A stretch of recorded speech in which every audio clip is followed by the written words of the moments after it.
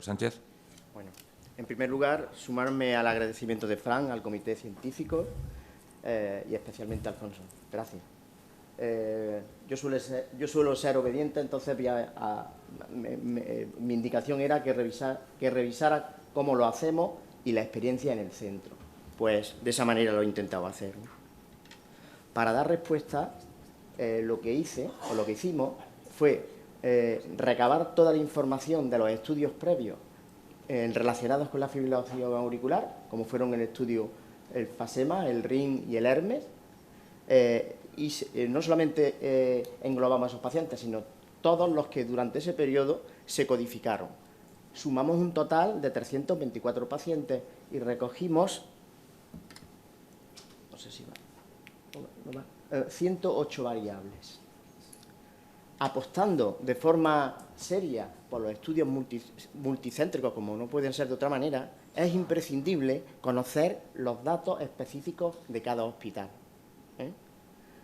aunque aprovechamos los datos comunes para tener diferencias, y esas diferencias aprovecharlas para mejorar, ¿no? Por lo tanto, se impone conocer qué estrategias hacemos en cada hospital con los servicios, con los pacientes que acuden por una fibrilación auricular y qué estrategias manejamos. ¿Qué tipo de paciente atendemos? ¿Cuál es su patología? ¿Qué tipo de fibrilación auricular tiene? ¿Qué riesgo tromboembólico tiene? ¿Cómo atendemos en profilaxis tromboembólica en relación a ese riesgo? ¿Hacemos control de frecuencia? ¿Realizamos control del ritmo? ¿Qué eficacia obtenemos? Bueno, empezaré pues con una evaluación del tipo de paciente que atendemos y cuál es la sintomatología y el tipo de FEA. Nuestros pacientes son pacientes mayores con una media de edad de 70 años, máxima en la permanente 78 años y mínima para el primer episodio 64. La mayoría de las fibrilaciones son permanentes 36%, seguida de la paroxística 29%, primer episodio 25 y solamente un 9,3 persistente.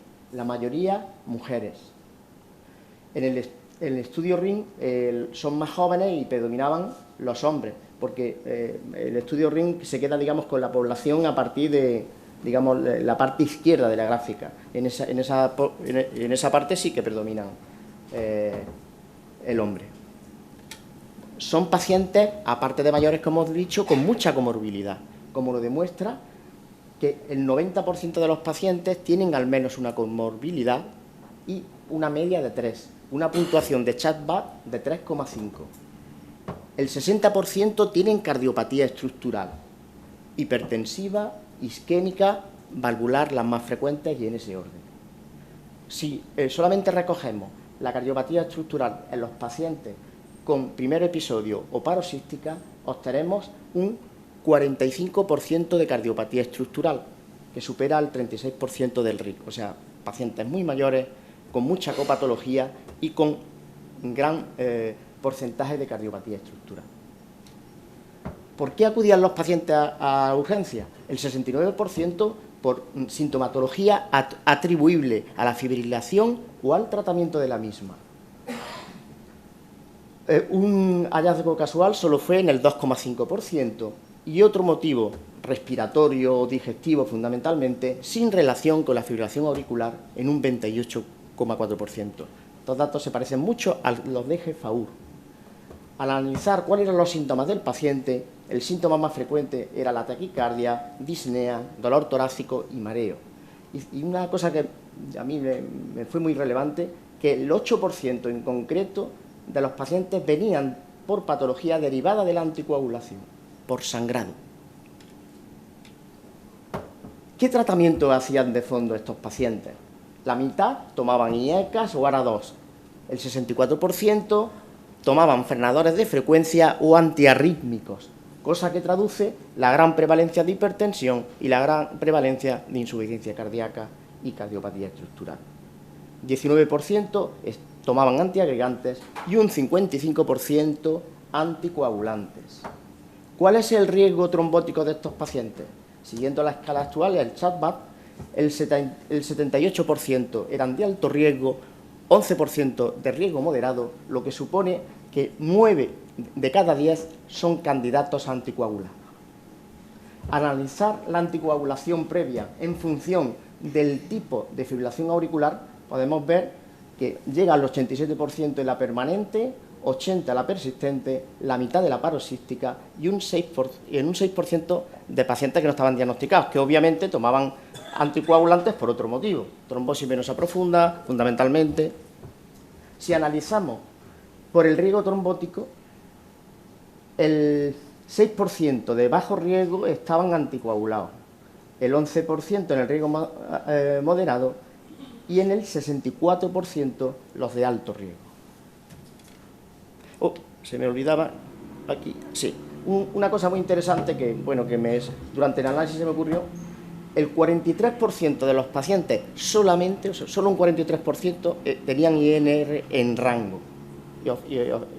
Y la anotación de antes, el 8% de los pacientes venían por sangrado. O sea, solo 43% en rango. Bueno, la inestabilidad. El 7% de nuestros pacientes llegaron inestables. La mayoría, 3 veces más probable, eran en los pacientes que acudían por otro motivo no relacionado con la FA. ¿De acuerdo? 13 versus 4%. Y en los que estaban inestables por la fibrilación auricular, la mayoría eran por efectos de su tratamiento. Ya lo he comentado antes, fundamentalmente sangrado y bradiarritmia. 2 necesitaron marcapaso.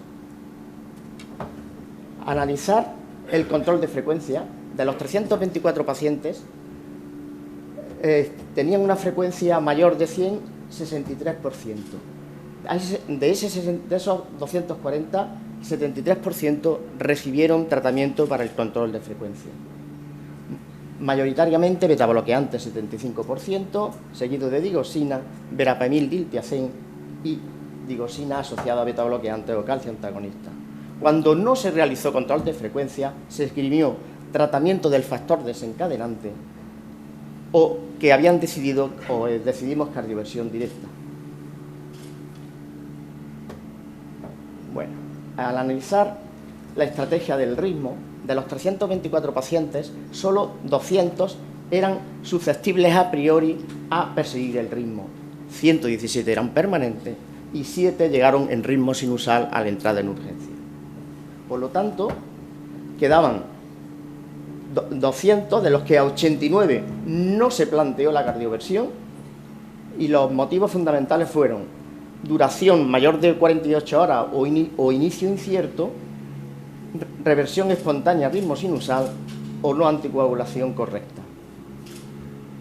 A 111 sí se planteó anticoagulación, que supuso el 78,6% una vez quitado del denominador a aquellos pacientes con duración incierta o con no ACO correcta, que en definitiva son contraindicaciones a la misma. Al 71% de la paroxística y solo a la cuarta parte de la fibrilación persistente. En esta cifra nos quedamos por debajo del estudio RIM. Bueno, de esos pacientes, ¿con qué los tratamos? ¿Con qué hacemos el control del ritmo? Pues bien, el 64% se empleó cardioversión farmacológica, a un 21% cardioversión eléctrica directa y a un 14% cardioversión farmacológica que tras fracaso de la misma se le realizó cardioversión eléctrica. La efectividad de las técnicas fueron, sumando aquí cuando se utilizó cardioversión farmacológica no exitosa, la efectividad fue del 69% y la efectividad de la eléctrica del 95%. O sea, resultados muy buenos en la eléctrica. Es lo más seguro y lo más eficaz. Digamos, la parte negativa es que necesitamos un medio idóneo para realizarlo. Bien un BOS de la RCP, un BOS de observación. Y como el lema, Fran una de las residentes, bueno, enseñando la técnica, no improvisar nada. El lema es, el lema en FA, en cardioversión, es prohibido tráeme. Todo debe estar preparado para la misma. Se necesita un sitio adecuado, un entrenamiento adecuado, ¿de acuerdo? Y si no, bueno, algo así, y no olvidar el consentimiento informado, ¿eh? Ya tenemos un consentimiento informado especial para los pacientes que toman los nuevos anticoagulantes, ¿eh? Firma el paciente que ha tomado de forma correcta, y ya tenemos experiencia que los traía en diapositivas, pero bueno. Vale. En nuestro centro, amiodarona y fármacos 1C se emplean en las mismas proporciones. Propafenona se utiliza algo más que flecainamida, aunque eso se está invirtiendo. Y eso obedece a un hecho, que tenemos una tradición en la propafenona desde el año 93. Entonces, eso pesa mucho, ¿de acuerdo? En cuanto a la efectividad, la amiodarona tenemos una efectividad del 64% y una vida media para alcanzar el ritmo sinusal de 7,7 horas. Frente a la flecainida oral, que tiene un 79% de efectividad, pero solamente tardamos en conseguir el ritmo sinusal 4,6 horas. La propafenona se queda en una situación intermedia, efectividad del 71%, y si os fijáis en la gráfica, casi calcamos los datos de Martínez-Camp, 64-71, 64-71, o sea, prácticamente. Y si os fijáis en la gráfica de nuestro hospital, del estudio publicado en el Europeo de Cardiología, la curva que hace la amiodarona es prácticamente igual que la curva que hace placebo. Y en realidad, esto es que los fármacos 1C, sobre todo en fibrilaciones, pacientes sin cardiopatía estructural, de primer episodio paroxística, lo que hacen es acelerar el ritmo sinusal.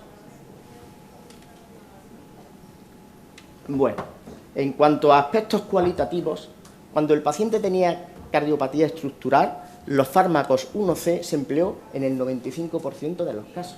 Y en el 86%, de los casos se empleó previamente betabloqueo, como nos recomienda Pritosky, o sea, una autoridad, ¿de acuerdo? En los pacientes con amiodarona se emplearon en el 64% cuando existía cardiopatía estructural y en un 34% cuando no existía. Pero ojo, de esas indicaciones, los 2/3 ya estaban tratados por un dispositivo. Esa es una de las luchas que con primaria tenemos.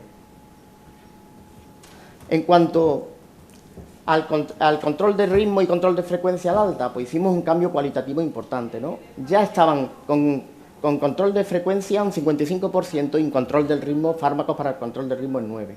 Nosotros añadimos un 41% o modificamos de lo el previo, y el tratamiento del control del ritmo, y a un 4% pusimos control del ritmo. Y esto hace que las diferencias en mejoría pasamos del 74 al 78% en beta bloqueantes, y aumentamos también el porcentaje de diltiazem y verapamilo a costa de reducir la digoxina. En cuanto a la anticoagulación, ya hemos dicho que son pacientes mayores con mucha copatología, con un CHAP-BAS de 3,5 y con un alto riesgo. Pues con arreglo a este riesgo, los pacientes con bajo riesgo, ninguno se anticoaguló. 16% se le prescribió antiagregantes. Los de riesgo moderado recibieron anticoagulantes 24% y un 31% antiagregantes. Los pacientes de alto riesgo, el 72,4% se anticoagularon y un 7,2% recibieron antiagregantes. Creo que unos datos muy... Cuando analizamos los pacientes que se fueron al alta sin anticoagular, por supuesto en pacientes no anticoagulados previamente, obtenemos los siguientes resultados. El motivo principal fue la percepción por el médico de bajo riesgo para el paciente. Parece que todavía pues, algunos de nos jugamos al ojo de buen cubero, teniendo herramientas eficaces, seguido por percepción de alto riesgo hemorrágico que supera el beneficio, y un porcentaje importante del 17% era rechazo del paciente.